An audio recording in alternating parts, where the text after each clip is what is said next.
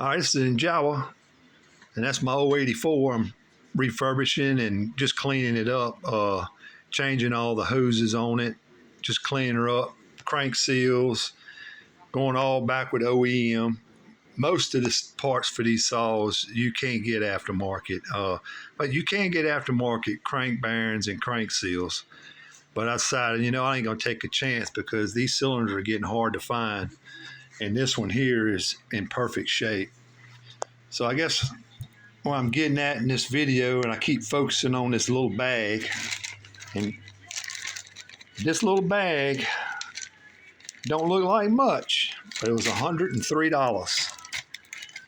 Base gasket, crank seals, pulse line, fuel line, and this little line here you see here, it's 2 foot. And I say, oh hell. I wrote all my part numbers down. I sent it to my old buddy. And I was like, it ain't much, bud. Just go ahead and order it. Well, he kind of knows me. I'm not afraid to spend money on these chainsaws, especially OEM stuff. And he didn't even think of it himself. He just put the parts number in and ran it. And so I went up there to pick them parts up. And I had like $60 cash on me. I said, well, this ought to cover it. Threw it up there on the counter with my little baggy parts. She ran the ticket. She said, $103.75. And I said, look, I just wanted to buy a couple of seals in a gasket. I didn't want to buy a freaking chainsaw.